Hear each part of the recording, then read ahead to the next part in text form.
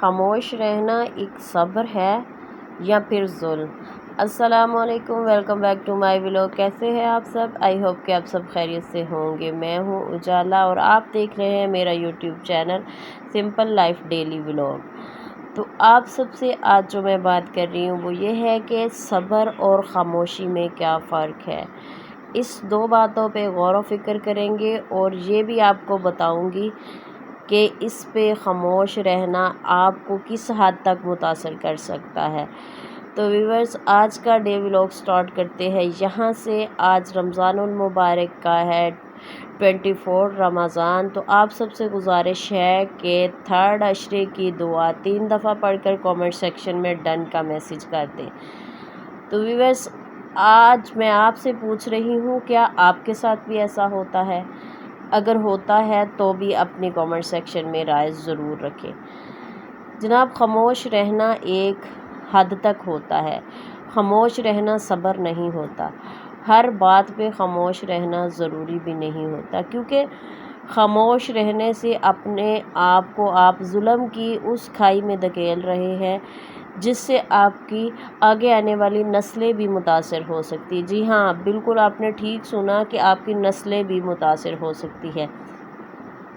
اگر آپ کسی معاشرتی مسئلے میں، ایسے معاشری مسئلے میں پھنس چکے ہیں جس میں مسلسل آپ کو ہی صبر کرنا پڑ رہا ہے، تو وہ آپ اپنے اوپر ظلم کر رہے ہیں، کیونکہ صبر کا خاموشی سے کوئی تعلق نہیں۔ جہاں پہ آپ کا حق ہے نا، وہاں پہ صبر نہیں کرنا چاہیے، کیونکہ اکثر خاموش رہنا ظلم کو بڑھاوا دیتا ہے اور اس حد تک لے جاتا ہے کہ ہم صرف سہنے والوں میں سے رہ جاتے ہیں۔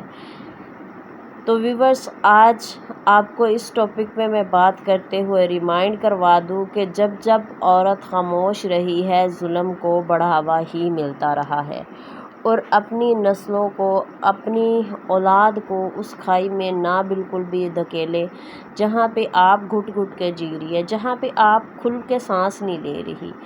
آپ اپنے حق کے لیے ضرور آواز اٹھائیں۔ کم سے کم اتنا تو کریں کہ غلط کو غلط کہیں اور صحیح کو صحیح کہیں۔ اس سے پتہ کیا ہوگا، وہ چہرے کھل کر آپ کے سامنے آ جائیں گے، وہ چہرے جو آپ کو خاموش رہ کر یہ سمجھتے ہیں کہ آپ ان کے ساتھ ہیں۔ پھر ان چہروں کا ریئیکشن آپ دیکھنا کہ آپ کے ساتھ کیسا ہوگا۔ اگر پازیٹیو ہوا ان چہروں کا ریئیکشن تو سمجھ جائیں کہ آپ کو حق دینے کے لیے وہ تیار ہے، اور اگر وہ چہرے جو آپ کی خاموشی پہ بالکل آپ کے ساتھ تھے،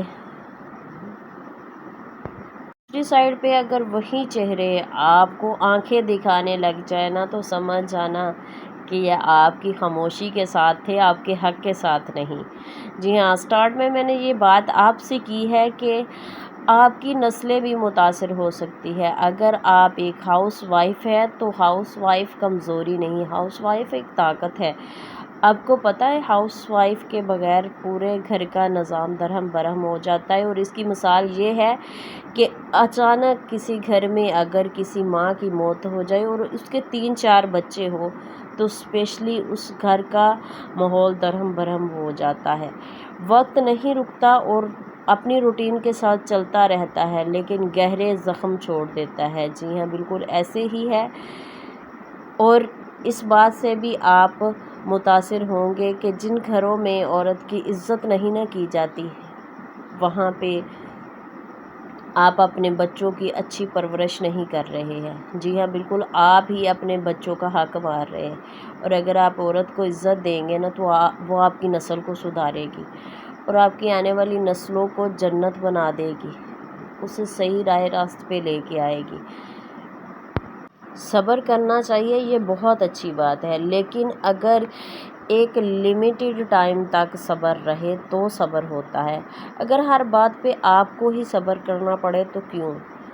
یہ غلط بات ہے، وہ آپ کے ساتھ زیادتی ہے، سراسر ناانصافی ہے۔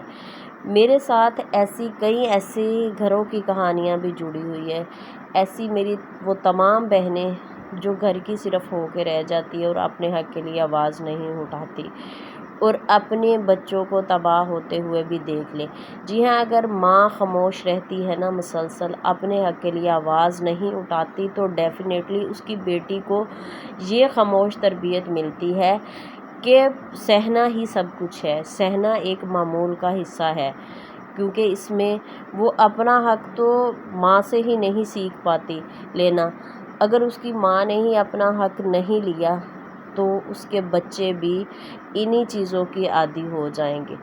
تو آپ اگر اس میری بات سے متاثر ہے تو کمنٹ سیکشن میں اپنی رائے کا اظہار ضرور کیجیے گا، اور دعاؤں میں رکھیے گا یاد۔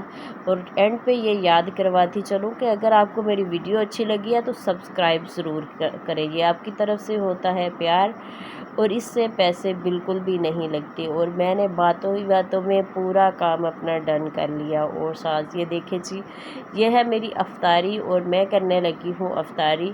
یہاں پہ 23 رمضان کی تیاری تھی، سحری تھی جو میں کر رہی ہوں، اور ماشاءاللہ سے الحمدللہ سے بہت ہی خوبصورت چنے تھے، ساتھ اچار تھا، دہی تھا اور پراٹھے تھے۔